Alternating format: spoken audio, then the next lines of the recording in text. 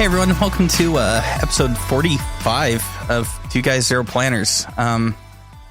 Wow, we've hit 45 of these things, even with us being really, really bad at scheduling stuff. Yeah. I mean, this time, I guess it was my fault because I went on holiday for so long. Yeah, but we were still scheduled to record, 2 or 3 days ago, and I literally slept through how many alarms, including one that said, "Why are you not awake already?" I think it was 3 alarms, right? Yeah, it was 3 alarms. What you didn't see was the picture of an additional 2 alarms on the iPad. Mm-hmm. Plus the alarm I always set on my Apple Watch before I go to bed. So I must have been sleep snoozing those, where I was like just angrily pressing on my watch to shut up the alarms or something. I have no idea. I guess so, yeah. So, speaking of vacation, how was the holiday? Well, we went to Greece, so it was hot, of course. We went during fire season, I guess. So there were quite a few big wildfires in the area. I mean, we saw sort of the burnt down remains of the forests on a few trips. But in general, I would say it was nice. I mean, we spent some time with relatives. That's, of course, always not relaxing as being on your own. On the other hand, you don't have to pay for a hotel for 3.5 weeks. There is that. There's definitely for 1 that. week, yeah. That's kind of the reason I go to Arizona. It's always like, hey, no hotel. And kind of the same thing. I always go during fire season. So some of the forests we walk through are nice and green, and the others, yeah, they look like your typical forest out of a post-apocalyptic movie. Yeah, exactly. Yeah. Which it's like, okay. If it's a man-made fire, I get really angry. If it's one where it was just a lightning strike, then it's like, well, okay, nature had a bad day. Mm. So everyone's question for while you were gone, what did you take with you stationery-wise? What did I take with me? Well, let me check the picture myself. I at least took all my letters that I had to reply to. Yeah. I got through almost all of them. I think I came back with 1 that I hadn't replied to. And I had some, I don't know when I got it, some half-finished Rhodia A5 pad that I then used as a letter pad. A lot of washi tape samples for the envelopes that I got from a few people. And how many pens? 1, 2, 3, 4, 5, 6. It looks here 6. Plus, I bought one at the airport. Was it a Lamy pen that you bought at the airport? Yes, I sort of had some time in Munich at the airport, and I saw there was a Lamy display, and they had the last year's Safari limited editions. Ooh. And I already had the mango, the yellow one, and I got the turquoise and a pack of black cartridges. Well, you said turquoise, so I automatically approve. And surprisingly, that ink is actually nice. It's not like many of those German inks made for school. This one isn't all that dry. It was kind of nice to use, actually. So what you're saying is, if YouTube doesn't delete my channel here in the next couple weeks, I should probably review it? Yeah, I mean, it's a black ink, so that I'm not sure how much there is to talk about. And as far as I know, it's not water resistant at all. Surprisingly enough, I get quite a few requests for black ink. So yeah, but it's not super dry. And I saw on that pen it had an extra fine nib, and that was actually very pleasant to use. Well, on one hand, I envy that you got to go to Greece. It's been almost 3 decades since I've been there, so very envious. Yeah.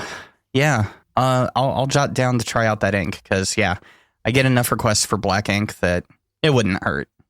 I mean, what's the worst that can happen? But the offhanded comment about if YouTube doesn't delete my channel, that's one of the headaches I'm currently dealing with. Really? Yeah, really. So what did you do?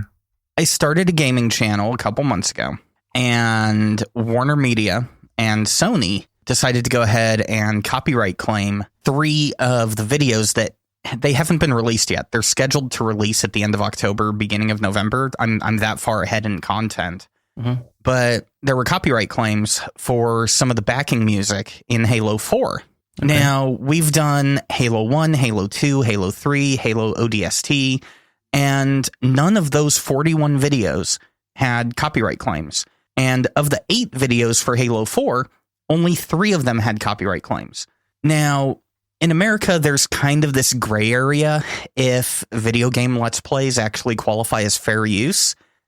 Some legal scholars say, yes, it's fair use. Others say, well, technically you're doing some copyright stuff without getting the copyright approval. And I'm just a country lawyer. So then it goes downhill from there. Okay. So I disputed the copyright claims. I went ahead and claimed fair use because the 20-second snippets of the videos that Warner Media and Sony claimed, listening to a 20-second gameplay video is not going to prevent somebody from wanting to go out and actually listen to the Halo soundtrack and give ad revenue to Sony or Warner Media. Mm-hmm.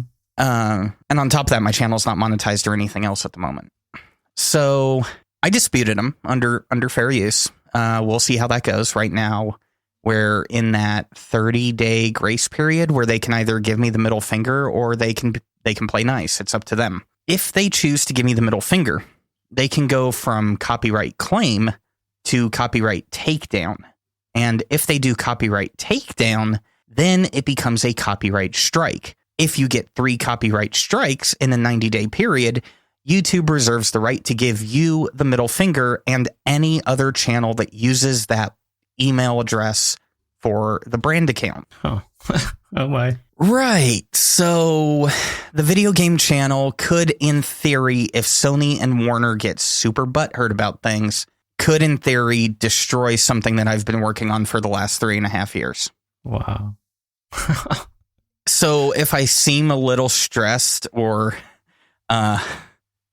just kind of out of it or on edge, there's kind of a reason why. Mm-hmm. Yeah. Good thing I keep backups of everything, at least for the Inktwell. Yeah. Yeah. At least the videos I care about. So yeah, there's that. So right now I'm just hoping. Oh yeah. Nice is definitely a word for it. So right now I'm kind of just hoping that the worst case scenario that they do is just uphold their copyright claim and not get super butthurt and move to copyright takedown. Mm-hmm. Yeah. So I'm kind of like frantically refreshing my email inbox constantly to see if I've got bad news from YouTube in the lines of, your channel has been removed. Yeah. Yeah. Makes you. I mean, I don't have the time or the patience for doing any video anyway, but that sort of makes you sort of not want to do that after all, I guess. Well, stuff like that can happen. Well, one thing I'm definitely doing in the meantime is while Sony and Warner take their time responding to the copyright claim dispute, I'm moving the video game channel to ownership of a different email address. Mm-hmm. Yeah. But the problem is I started that process this morning at 1:00 in the morning, and it takes 7 days for it to complete. Okay. So there's 3 different potential outcomes here. Potential outcome 1. Well, there's 4. Potential outcome 1, Sony gets mad, copyright strikes. Potential 2, they don't care, they uphold their claim. Number 3, they don't do anything, and the copyright claims go away after 29 days. Mm-hmm. Number 4, I'm able to successfully move the video game channel to another email address before they decide to copyright strike the living crap out of that channel, and the Inktwell is saved. Yeah, let's hope that works. Let's hope I don't have to cross that bridge. I mean, I'm still separating it because it's one of those things. The gaming channel, it shouldn't be that controversial. I mean, I know I say adult words on that channel, but still. Yeah. Yeah. On top of that, I guess since we're talking about YouTube stuff, I've been doing a lot of Kaweco recently. Yes. Yeah, you have been. Mostly, well, actually only the inks, right? For right now. Yeah. We were going to look at a limited edition sport, and I did do the Lilliput. I did do the Fire Blue Lilliput. Right, true. Yeah, that's where I commented that I had the aluminium one and didn't like it. Yeah. Yeah. There's more Kaweco on the way. Mm-hmm. As long as the channel stays up, I still have. Next video is Midnight Blue, mm-hmm. and then I think I've got 4 more colors after that. Okay. Yeah, I've got the gray, the black, the red, and one other color. I think it's another shade of blue. Yeah, I think the only Kaweco ink I have is the orange, an actual bottle of it.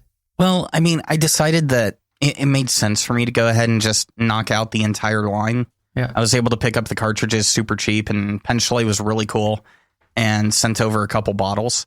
That way I could at least review the new bottles, which I really like the new design. The vintage look that like Waterman and Pelican have is cool, but there's something about the stackability of the square bottles that just appeals to me more. Yeah. I'm just not sure if those jam jar caps are as tight as the others, but I don't know. I think they are. I kind of over-tightened one. It can happen. Yeah. I can't open my bottle of purple. I wish I was kidding. I mean, I managed to. Or maybe it's just some ink crusting it up, right? That happened to an Iroshizuku bottle of mine. You know, that could be the case. I had that happen with a bottle of Krishna. So yeah, that's always possible. But yeah, I figured no one's complained so far that the channel has become the Kaweco well. Mm-hmm. So I figure if people are willing to put up with it for another 5 weeks, then I will have completed the second line of inks, Pelican 4001 being the first. Mm-hmm. And hopefully there's not an outlier like Pelican Brilliant Red in there. I still haven't reviewed the Kaweco Red, so we'll see. Yeah, there's plenty of room for me to make comparisons there. The other weird thing, since I've been doing a lot of those inks, which required me to use cartridges, all 3 of my ink test pens now are Kaweco Sports. Mm-hmm. So right now in my pen case, I have a Lilliput, an AL Sport, a limited edition Royale Sport, a standard classic white Sport, and a frosted Sport. And one of each. Yeah, and all 3 of the regular Sports have broad nibs on it. Mm-hmm. I decided for the ink reviews, I'm going to go ahead and normalize everything and use the same nib width. That way I've got more consistency among the ink reviews. I mean, are they the same? Because I've noticed that in Kaweco, if it's a fine, a medium, or a broad, they can all be the same or completely different, even if they say they're the same nib width. They appeared to be the same width when I ran Midnight Blue through all 3 of them for testing. That's good. Yeah. So right now they appear to all be the same width. But I mean, obviously we've got different feeds, so the feed can always change things. But it made more sense for me to do that because I tend to film 2 or 3 reviews at a time. So I'll do the B-roll for 3 or 4 complete videos. Mm-hmm. And then once my face is done healing from getting stepped on by one of my dogs. Oh, nice. Once I start doing the A-roll stuff again, then I go through and I'll film the A-roll for that video the week I'm going to release it. So I'll film all the B-roll, then I'll go through and I'll write the script based on the B-roll filming. And then I'll do the A-roll to it and actually record the voiceover. Well, for these last 4 videos, I haven't done that. So it's been kind of weird. Mm-hmm. I actually did test writing samples, wrote the script, and then recorded as I was doing the top-down stuff. I hate doing that. Okay, why? There's always a little bit of variance between what you do in the pre-writing sample and what ends up happening in the script. So if it's a week and a half or 2 weeks where the ink has been sitting there and you've been writing with your other pens because you've moved on from doing the pre-samples to doing your journaling, and you wrote the script a week ago with those results, the first couple things that you write tend to come out darker or different because the ink's just been sitting there. Yeah. So if I forget to pre-write with the pen to get the ink back into normal flow, I'll sit there with a few scenes in the video where the ink looks like it's coming out much darker than what I'm describing.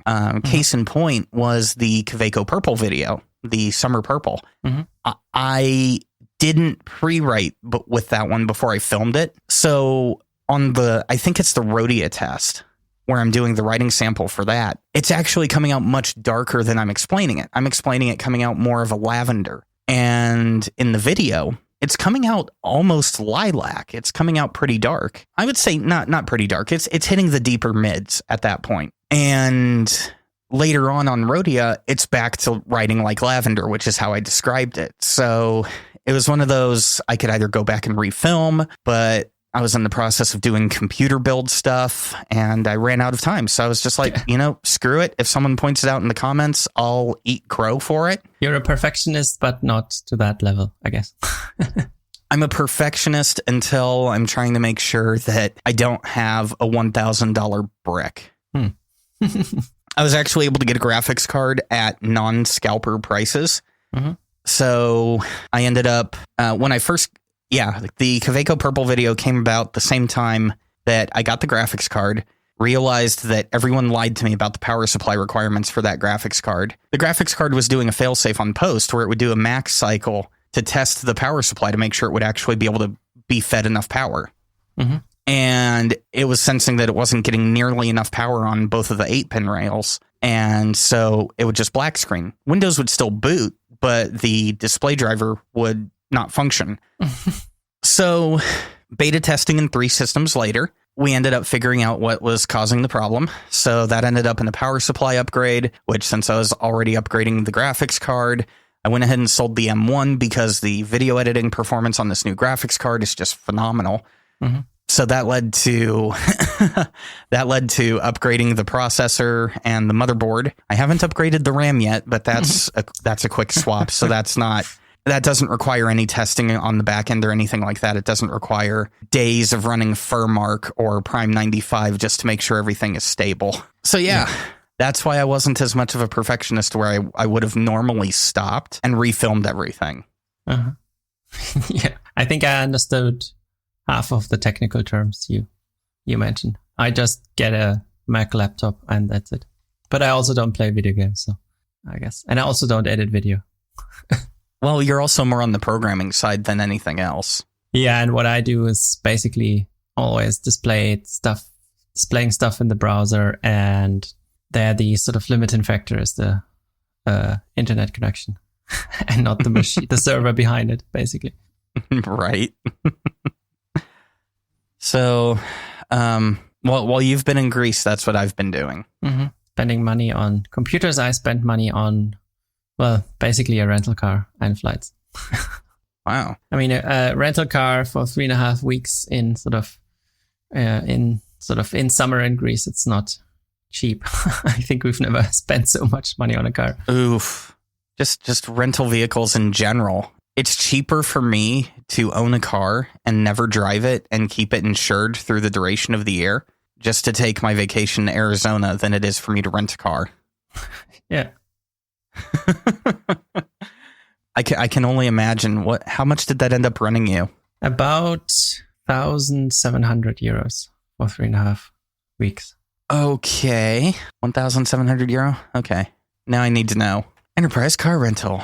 All right. Use my current location because I'm too lazy to type in 5 numbers. Okay, I'm no longer lazy to type in 5 numbers. You're taking too long. This is a poorly programmed website. Okay, let's go to off-peak. So let's do 2 weeks at the middle of October. Okay. No, I'll do 3 weeks because you did 3 weeks. So 3 weeks, middle of October. Renter's age. Yes, I'm over 25. Thank you very much. All right. And then let's go with the cheapest thing I can find. Okay, that's not too bad. If I went with a standard size vehicle, so a Toyota Corolla, I think that would barely fit me and my dogs. Yeah.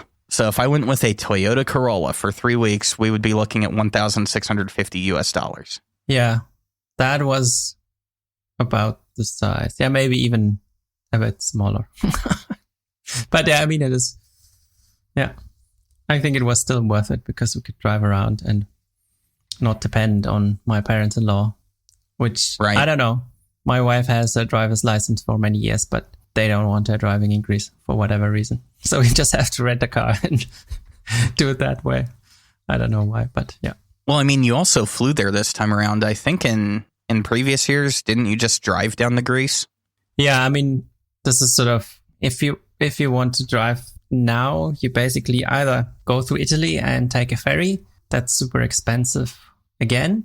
Right. Or you go through Austria, Slovenia, Croatia, Serbia, and Northern Macedonia, which aren't even all in the European Union. And that would be cheaper But this year, you never know where you're going to get stuck due to Corona, right? Right. So that's why we didn't do it. I mean, luckily, the worst I have to do is put up with whatever Texas is doing with COVID at this time. Nothing. Then drive through New Mexico at the complete opposite end of the spectrum. And then I'm in Arizona. So it's like, okay, that's not too bad. I just hop on I-40 and I go. And if I plan my gas stops right, I don't even have to stop for gas in certain places I don't want to. So I can stay in the nice, clean confines of my car. Okay. And then mask up, glove up. For us, the last time we did it, I think we had we had 2 nights on the way because it was just too long with the kids. How far of a drive is it without stopping, just straight through? Good question. To the Google. Yes, exactly. Let's see what the Google says. The Google is now sentient. Okay, car, not bike. It says 2,000 kilometers or 20 hours. Okay, what's 2,000 kilometers to freedom units? Something and 8/15 or something. Oh, 1,200 miles. Okay. How far would I have to drive to hit 1,200 miles? Let's see. So, is that the distance from here to Long Beach? Because I've done that drive before in one day. It was weird. I was a little bit loopy at the end of it, but I did it. Hashtag, don't take life advice from me. Yeah. I mean, when you have a stop, for example, when you stop in Serbia or something, then you can rent a great apartment on Airbnb for basically nothing. So at least for us, that's sort of the better option anyway. Just traveling in Europe in general is the better option. Directions to here from random Oklahoma City zip code. Okay, so yeah, that's about right. If I drove to Long Beach, to the dog beach I like taking my dogs to, it would be 1,345 miles. So a little bit longer than your trip. And it would be 19 hours and 44 minutes because there looks to be construction in Elk City, Amarillo, Gallup, and Grants. I'm not looking it up. Which Long Beach? It says California, New York, Washington. Long Beach, California. I want to look this up. I mean, I'm not super bad at this, but in the US, it's kind of... Yeah, in the US, distances get really weird. Okay. Interesting. So for Europe, it shows me the distance in kilometers. For the US, it shows me in miles already. Nice. It automatically converts you to freedom units. Yeah. I mean, I can change it. Right. It's crazy how stupidly big the United States is. I mean, just to do that trip, I would hop on one road and I would stay on that one road until I got to Barstow, California. So literally, well, actually, how many miles does it say I'm actually on I-40? Yeah. Basically all the way. Yeah, pretty much. So the I-15 portion of it, which is really the only time I'm off of I-40, is 54 miles of it. Yeah. Mm-hmm. So I'm literally on I-40 for 1,300 miles of this trip. Everything else is just snaking from Barstow, California down to Long Beach. And realistically, you can stay on 15 until you get down to the 22 and then take the 22 on over. Numbers that don't mean a single thing to you. Yeah. I mean, there are sort of European roads as well that they sort of pretend that they exist, where they sort of piece together various national roads. But of course, no one knows their names. Right. Or numbers. Well, I can honestly say I already disagree with the pathway that they would have me take when I got down into LA. They're wanting me to drive through like West Covina and Whittier. Screw that. If I was doing this trip, I would take 15 all the way down into Corona. I mean, sometimes Google is just weird, right? In Greece, it once tried to tell us, yeah, you take this bridge over some canal, and it was like a bridge only for foot traffic. And you had to take a gravel road to even get there. And then we said, no, maybe not. Yeah, that seems like a bad time. Yeah. So pretty much if I lived in Germany and I was crazy enough to try it, I could probably pull that drive in one day. Okay, that's good to know. Yeah. I think the big difference also are the speed limits that you would encounter. Yeah, I mean, it's kind of random, I guess. So there are no speed limits in Germany, at least globally. There, of course, I would say on half of the Autobahn, there is an actual speed limit, but no party here would dare to say, hey, we need a speed limit. They wouldn't get the votes then. Well, But then basically any other country in Europe has sort of speed limits. Yeah, I dare to say ours are probably, except for Germany, ours are probably a little bit higher. So like it depends on what state you're in, how fast the interstate traffic goes. But like in Oklahoma, maximum speed limit, not on the turnpikes, but on the regular non-paid highways, are 120 kilometers an hour. Mm-hmm. That's sort of 75 miles an hour, 120 kilometers an hour. Yeah, that's sort of somewhere between 110 and 130 is sort of what most countries have on the Autobahn. And then sort of on sort of smaller roads like 100 or something. Right. And because I'm able to stay primarily on one highway the entire time, Texas is 75 miles an hour. New Mexico is 75 miles an hour now. Yeah. And I think Arizona dropped theirs from 80 to 75. Mm-hmm. There may be a few spots in Arizona where it's still 80 miles an hour, but I think the last time I at least drove through Holbrook, it was 75 on that stretch from New Mexico to Holbrook. So I don't know. Don't quote me on that, people that live in Arizona. So roughly the same, I guess. Yeah. Then once you get to California, speed limits are out the window. One, because you're driving through a giant desert where no one lives, and they say they patrol it via aircraft, but I have yet to see an aircraft actually patrolling I-40 going from Needles to Barstow. Never seen one. Doesn't mean they don't exist, but I've never seen one. And normally those highways end up just being 70 miles an hour. I don't know if California ever switched them to 75, so who knows? Yeah, travel talk with Yevy and Urban. Yeah. It's a good distraction from things. My phone keeps giving me reminders going up to you get to talk to your apartment complex. Uh-huh. It's rent negotiation time here at the Yevy household. Oh, nice. Sounds exciting. Nice is a word for it. Yeah. Yeah. They're wanting to raise my rent 11.9%. I'm not even sure you could do that here. At least not in one go.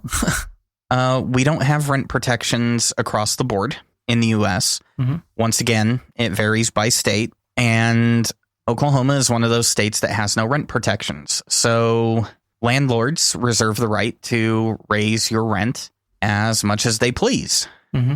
And the housing market here, there's a neighborhood of relatively new-ish houses. They're about 8 or 9 years old at this point. Mm-hmm. And before the COVID times, they were selling for 150, 160,000. So 2 years ago, they were selling for 150, 160,000. So as of recording this episode, Zillow has map view. Thank you. Remove boundary. Thank you. Yeah. So as of recording this episode, other than the foreclosure that's going for 180,000, the average home in that neighborhood is selling for 315,000 right now. Wow. I mean, that's even more than it is here because, I mean, we bought our house maybe, 7 years ago, was about a bit over 500,000. And now it would probably be 100,000 more or something. There's a couple exclusive neighborhoods up by where I'm at. And like a 3,000 square foot house that is 30 years old is currently selling for 850,000 within a mile of me. And 2 years ago, that house would list maybe for 400,000. Mm-hmm. Realistically, it's a big house. Don't get me wrong. I mean, it's huge, but just the age of the house and normal market conditions, you wouldn't be able to get anyone to pay that much for it. So what they're doing is going, well, housing prices have risen, so we're going to raise your rent prices because fair market. Mm-hmm. Okay, fine. Do you know what cost of living actually is? Have you paid attention to the increase in American wages in comparison to cost of living? No, you haven't, because you're a holding company in a completely different state that's holding the apartment. So I told them to take their initial offer and shove it. And now we have a meeting to negotiate my rent. And we'll see if they tell me to shove it right back or if we can actually meet a realistic price. I'm counter offering with 6%. Mm-hmm. I mean, that's already a lot. Yeah. Yeah. A 6% increase puts me at $900 a month for 645 square feet. 645. I mean, should have done like, the metric conversion. That's like, okay, that's not big. Right. I mean, we have, if I converted 1,500 square feet in the house, basically. Mm-hmm. Yeah, your room that you set aside for the guinea pigs is probably like a third of the size of my apartment. Well, we only have 2, so it's not that big yet. So, but if you add 2 more, then yeah, maybe. There you go. Go ahead and click on that link. Uh-huh. So if you scroll down to where it's got the floor plans and then look at the smallest one available, that's my floor plan. Okay. Now, that's the street price that they're saying, the starting price. So, I mean, I live in a tiny apartment and even a 6% increase would put me at $900 a month for this floor plan, which for obvious reasons, no, we're not including the floor plan in the show notes. Sorry. But yeah, it's just one of those things. It's like, okay, guys, you're asking me to pay almost $200 more than my friends that actually own homes for a 1-bedroom apartment. Yeah, so that's fun. By the way, all this started happening literally on September 1st. Okay. Remember how last September I also had the month from hell? Actually, not, no. Oh, I think we were on hiatus at that point. I don't know. There were various things happened to you too. Either health or cars. And I'm not sure what happened when. Last September wasn't health, but the September before that was. Okay. Yeah, the September before that was blood poisoning. Yeah, that's what I remember, yeah. Yeah. I think long and short of it, people listening to this episode, which thank you for listening to the random ramblings of me. Yevie doesn't like September. Mm-hmm. There you go. That's the show title for this episode. Yevie doesn't like September. Exactly. I think before we call it an episode, because we've got 9 minutes before I have to go to a Microsoft Teams call with the apartment people. Wow. Yeah, Microsoft Teams. Good job there. We couldn't do FaceTime. It would work too well, I guess. Yeah. Do we really want to talk about the Yovo nib issue? I don't know. We could talk about my Pen Addict episode. Let's round out this episode talking about that. Yeah, so this week, Mike, or today as we're recording, Mike has some other stuff to do with the podcast and he couldn't make it. And I just happened to saw Brad posting on Twitter sometime last week that he was looking for someone and ideas who to talk to for the interview. And I mentioned to him, yeah, how about me? And that's what we did then. Talked about FPC and about fountain pens in Germany and the whole thing, basically. And you should, of course, listen to it. You, as in the listeners. I was about to say, I think I would actually have to brush off the Pen Addict because I have not listened for almost 2 years now. That's fine. I mean, we've probably talked about most things already. Well, with us doing a stationary podcast and then being a stationary podcast, it kind of came down to I wanted to keep my ears from being overly saturated by pen stuff. Yeah. But look at you moving up in the pen world, man. Yeah, that was pretty exciting. Let's see once this episode comes out how the sign up graph on FPC is going to look like. If sort of the normal signups overtake my spam signups, then it would be nice. You've got the web hosting bandwidth for this, right? Yeah, I mean, people are. I can sort of upgrade in basically 2 minutes if I need to. Oh, that would be funny. FPC server issues because of an influx of new legitimate users thanks to a Pen Addict episode. Yeah, let's see. Dude, that Brad bump is a real thing, man. Yes. I noticed it once when he actually he didn't even, I think he mentioned it once or he had it in one of his newsletters, and there I could see that as well. But now with the whole episode, let's see what happens. Yeah. So, I mean, I hope Brad and Mike are able to figure out that your microphone has a particular ground loop noise at 6,500 hertz that has to be notched out, or else it bleeds through into the final recording. So I am curious to see if they actually know that, so they'll be able to edit that out. Now you need to listen at least to 5 minutes or 30 seconds. Right. See, if I had known you were recording it earlier in the week, I probably would have sent Brad a message going, here are the EQ settings I use for Urban's microphone. Yeah. Here's all the legwork. Boom. Yeah, because your microphone does some weird stuff sometimes, man. Like, okay. Yeah. Well, I mean, it's a USB microphone. That's just the nature of the beast. Okay. It picks up any type of electrical feedback that comes from the computer. But I'm a little envious, man. It's been a while since I've talked to Brad. How's he doing? Well, I mean, we basically talked about my stuff, so I'm not entirely sure. But he seemed fine, at least, I would say. Man, see, you had the perfect opportunity to corner the Pen Addict on the Pen Addict. You should have cornered him, man. I mean, he talked about pillows and other stuff, of course, as well. In the ads. Pillows. Yes, buckwheat pillows. We even had a buckwheat pillows at home. Of course, not from that brand, but sort of random. And I tried it out. It's actually last night. It's actually not bad. A what? A buckwheat pillow. So it's like the hulls of the buckwheat, and it's sort of like these tiny particles instead of. I mean, I don't like these foam pillows because they sort of compress after a while, and it's not nice.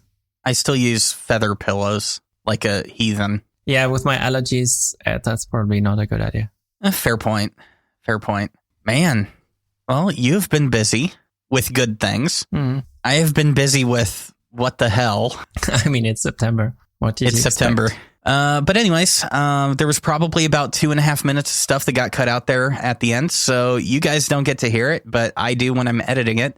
Urban, definitely good hearing from you. And we'll be back in October. Yes. Bye-bye.